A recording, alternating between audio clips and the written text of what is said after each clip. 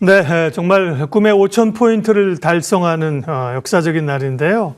투자자들은 뭐 떨어져도 고민이고 올라도 계속 고민인 거죠. 그러나 이제 행복한 고민입니다.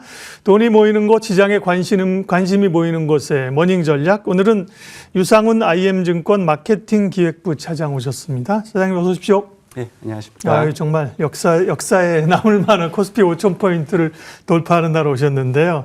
전략을 세워보죠. 일단 미국 증시는 트럼프가 그린란드 관세를 철회하면서 올랐고, 또 주목할 게 다보스에서 젠스랑이 AI 인프라 구축을 위해서 아직도 갈 길이 멀다. 뭐 수조 달러 규모의 추가 투자가 필요다 이런 얘기를 했는데요. 이 부분 조금 코멘트해 줄 수 있을까요? 네, 젠스랑 엔비디아 CEO는 이 AI 인프라 투자에 대해서 향후에도 수조 달러가 필요하다라고 언급을 했습니다. 일단 지난해 지속적으로 불거졌던 AI 버블론에 대해서도 전면으로 좀 반박을 하는 모습이었고요. 이 젠스랑 CEO가 언급했던 부분 중에 이 AI 인프라 투자는 이 5단 케이크와 같다라고 이야기를 했습니다. 여러 계층의 새로운 인프라 투자가 필요하다라고 언급을 하면서 역시 사회자님께서 말씀하신 대로 AI 인프라 투자는 아직도 갈 길이 멀다라는 부분을 재차 확인시켜주는 언급이었다라고 판단을 하고 있습니다. 네. 지난해에도 이제 AI 버블론에 대한 우려가 몇 차례 있었잖아요. 올해도 사실 없다고 볼 수는 없는데요. 그게 이제 소위 피지컬 AI로 가고 있고, 그런 가운데 또 젠스랑의 발언이 인프라에 돈이 더 필요하다고 얘기가 됐습니다. 국내 증시 얘기하겠습니다. 5,000포인트 달성 이후에 이제 어떻게 해야 되느냐 투자자들이 고민인데요. 뭐 생각보다 굉장히 빠르게 올 초에 이제 5,000을 달성을 했어요. 올해 흐름들. 사실은 뭐 지금 우리가 굉장히 좋지만 냉정하게 보면 사실은 상고 하저를 보는 측이 많지 않습니까? 그런 점에서 봤을 때 5,000포인트를 달성한 지금, 올해 흐름들, 적어도 또 상반기 흐름들 어떻게 보세요? 네, 일단 전 뭐 증시의 상승과 하락, 그 밴드를 전망하면서 이 탑다운 방식으로 시장을 접근하는 스타일은 아닙니다. 다만 현재 시점에서 이 증시의 긍정적인 부분 그리고 리스크로 작용할 수 있는 부분을 좀 판단을 하면서 투자 비중을 결정하는 것이 매우 중요하다고 판단을 하고 있는데요.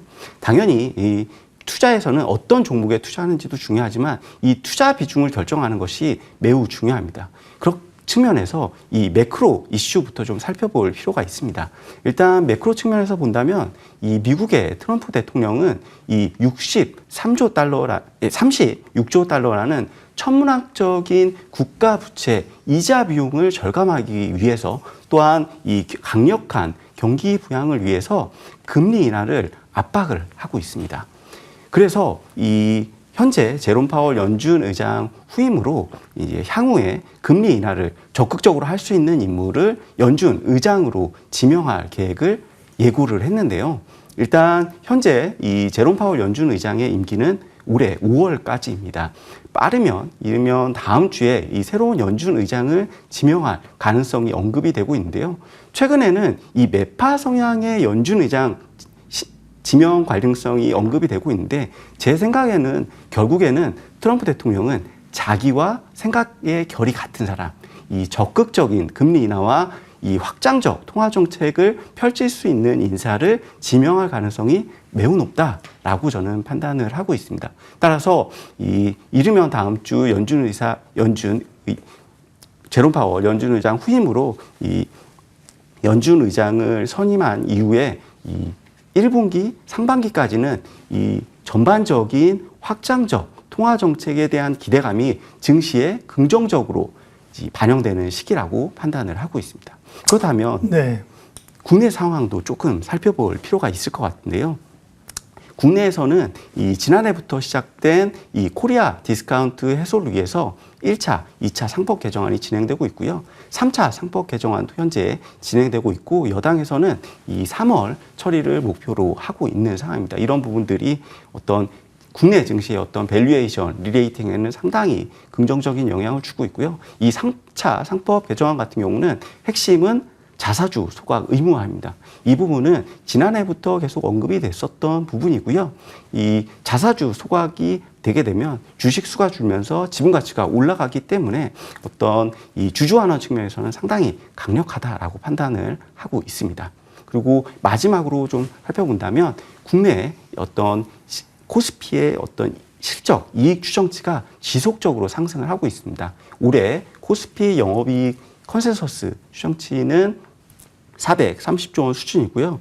특히 반도체 탑2라고 할 수 있죠. 삼성전자와 SK하이닉스의 올해 영업이익 컨센서스 같은 경우는 210조 원까지 최근에 가파르게 올라오고 있는 상황입니다. 이런 실적 추정치의 상승은 상당히 증시에 긍정적이다라고 판단할 수 있습니다.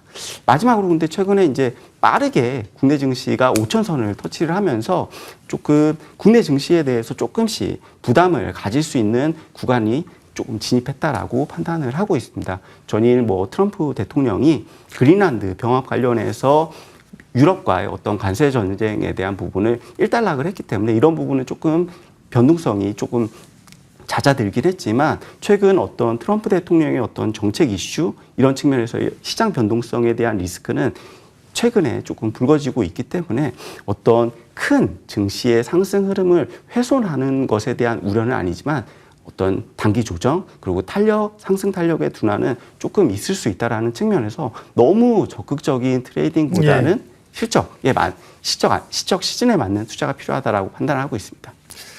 네, 미국 연준 의장은 이제 두 명의 케빈인데요. 케빈 해시에서 케빈 워시 쪽으로 지금은 기울어지고 있는데 비둘기 쪽 가능성이 있다고 보면 또 해시 가능성도 있다는 거고, 네, 5천선 돌파 이후에 마냥 계속 좋으냐 단기 조정 가능성도 조금 언급하셨고, 예, 그걸 비중 확대 기회로 갖자. 그러면 네. 지금 상황에서 계속 가든 조정을 받든 어떤 업종, 어떤 섹터를 가장 좋게 보시나요?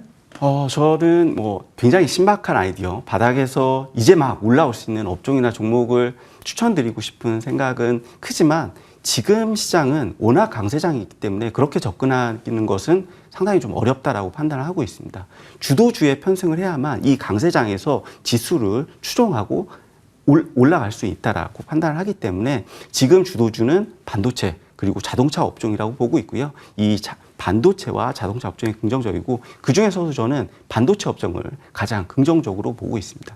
네. 앞서도 말씀드렸던 AI 투자 사이클 때문입니다. 그럼 반도체 중에서는 어떤 종목이 탑픽입니까? 삼전 하이닉스입니까? 네, 삼성전자와 하이닉스 모두 다 매력적이라고 보고 있고요. 네. 지난해까지는 하이닉스가 조금 더 수익률 측면에서나 매력도 측면에서 좀 높았다면 올해는 좀 더 턴어라운드 할 수 있는 부분이 모멘텀으로 작용할 수 있는 삼성전자가 좀 더 매력적일 수 있다라고 판단을 하고 있습니다. 삼성전자뿐만 아니라 반도체 업체들은 메모리 가격이 계속해서 오르는 상황이고요. 그전에도 40%, 50%였는데 오늘은 보면 사실은 삼성전자가 메모리 가격을 80% 인상한다라는 설이 도는데 이건 회사 측에서 확인된 건 아니에요. 회사 측에서 그렇게 메모식으로 공문을 날릴 거라고 생각하진 않는데 어쨌든 간에 메모리 가격이 계속 이제 올라간다는 게 호재인 모양이죠. 네, 맞습니다. 저도 방금 사회자님께서 말씀하셨던 부분을 좀 확인했는데 아직은 미확인된 것으로 판단을 하고 있고요. 또 80%에 대한 부분도 좀 확인이 좀 필요하다고 판단하고 있습니다. 다만 이 수요의 폭증, 공급 부족이 단기간에 해소될 가능성이 좀 낮기 때문에 어떤 메모리 반도체 가격의 어떤 인상은 현재 진행형이다. 향후 메모리 가격이 얼마나 가격이 상승할지는 현재로서는 가능하기 좀 어려운 상황이다라고 판단을 하고 있습니다. 네. 반도체도 소부장도 그렇고 더 여쭤보고 싶지만 중요한 주도주가 많기 때문에요. 다음에 이제 자동차, 현대차와 현대차 밸류체인들이 자동차 플러스 로봇으로 정말 강력하게 가잖아요. 지금이라도 자동차는 담아도 될 시점이에요. 현대차 그룹은 어떻게 보세요? 네, 맞습니다. 최근에 이 자동차 업종, 특히 현대차 그룹주의 주가가 굉장히 강한 상승 흐름을 보이고 있습니다. 일단 최근 CES 2022에서 이 보스턴 다이나믹스의 휴머노이드 로봇이죠. 아틀라스를 공개하면서 현대차 그룹의 어떤 피지컬 AI에 대한 전략이 호평을 받고 있습니다. 특히나 이 현대차 그룹은 이 휴머노이드 로봇의 어떤 양산에 대한 경쟁성에서 상당히 주목을 받고 있고요.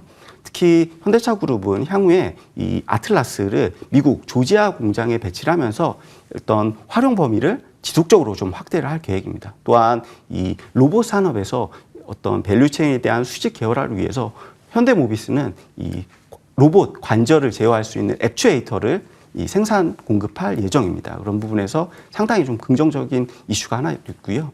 또 하나는 현대차 그룹이 최근에 이 태스크포스 팀을 구성했다라는 언론 발표가 나왔습니다. 이 태스크포스 팀에서는 이 보스턴 다이나믹스의 뉴욕 증시의 IPO 상장, 그리고 이 현대차 그룹의 어떤 지배구조 개편을 진행할 가능성이 높다라고 시장에서는 좀 기대를 하고 있는데요.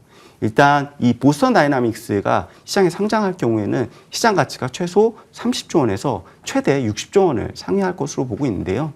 일단 이 보스턴 다이나믹스의 지분 구조를 살펴볼 필요가 있습니다.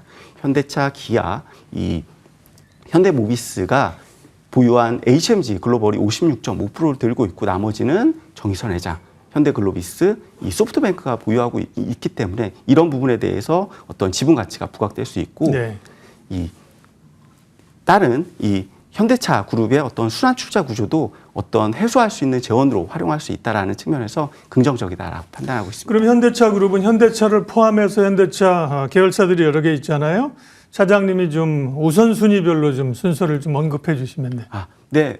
일단 현대차 그룹에서 가장 핵심은 역시 현대차입니다. 네. 일단 자율주행 같은 경우도 최근에 어떤 엔비디아의 협업, 그리고 박민호 박사를 영입하면서 이 자율주행에 대한 부분도 매력도가 높아지고 있기 때문에 현대차, 그리고 그 다음에는 이 현대모비스, 그 다음에 현대오토에버, 현대글로비스까지 좀 관심을 가질 필요가 있다라고 판단을 하고 있습니다. 네, 현대차 그룹주 뭐 관심 많고 다들 있죠. 근데 순서를 어떻게 매길 거냐, 특별히 현대차를 제외하고는 모비스냐, 오토에버냐, 글로비스냐 이런 데 관심이 많아서 우선순위를 좀 여쭤봤고요. 다음 바이오가 좀 고민인데, 사실은 중소형주가 올라오고 코스닥이 올라가면서 바이오가 좀 갈 차례였습니다. 그런데 이제 알테오젠 영향으로 이제 어제 급락을 했었고요. 오늘은 좀 반등이 나옵니다만 여전히 좀 약하거든요. 예, 바이오 섹터는 어떻게 봐야 됩니까? 일단 전일 바이오 섹터가 급락이 나왔습니다.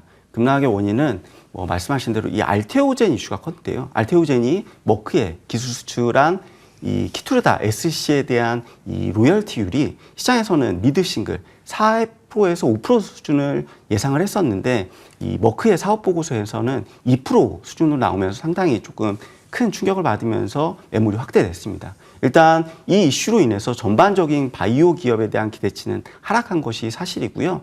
전일 ETF 비중이 높았던 바이오텍 종목들 위주로 급락을 하는 모습을 보였습니다. 따라서 단기적으로는 이 바이오텍의 대장주인 알테오젠의 어떤 투자 심리가 훼손이 되면서 조금 조정기를 받을 수는 있겠지만, 일단 직접적인 기업의 악재가 작용하진 않았고 전반적인 업황에 대한 부분, 수급적인 이슈로 급락을 했기 때문에 좀 하단에서는 이 바이오텍 종목들의 어떤 향후 기술 수출 기대감이 있는 종목들에 대해서는 좀 관심을 가질 필요가 있다라고 판단을 하고 있습니다. 제가 뭐 언제 바이오 섹터가 반등할 수 있다라고 말씀드리기는 상당히 어렵습니다. 다만 이 기술 수출은 언제든지 가능성이 열려 있고, 만약에 이런 이벤트가 나오게 된다면 바이오 섹터의 어떤 센티멘트는 바로 바뀔 수가 있다라는 부분을 조금 고려해서 중장기적인 측면에서 좀 관심을 가질 필요가 있다라고 판단합니다. 네, 그럼 바이오텍 가운데 알테오젠은 지금 이제 논쟁의 가운데 서 있기 때문에 여러 좀 이슈와 해석과 변동이 좀 있을 수 있고, 바이오텍 가운데 그러면 그런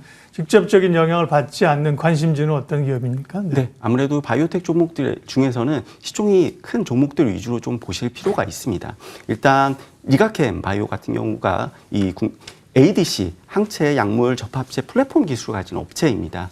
이 회사가 이 유방암 치료제라든지 다양한 파이프라인을 보유하고 있고, 지난해부터 기술 수출 기대감이 상당히 높았습니다. 그래서 지난해 기술 수출이 나오지 않은 부분이 올해 나올 수 있다는 부분에서 좀 기대감이 높고요. 네.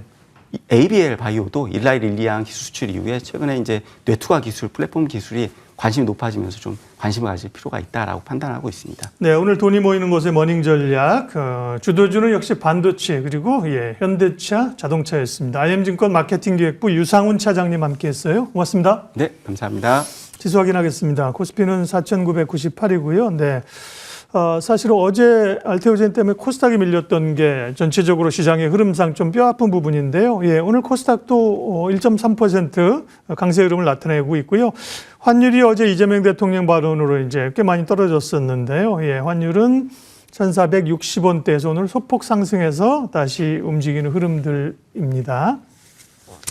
시장공감10 여기까지 해서 마무리하도록 하겠습니다. 오늘도 좋은 투자, 좋은 결정 하십시오. 고맙습니다.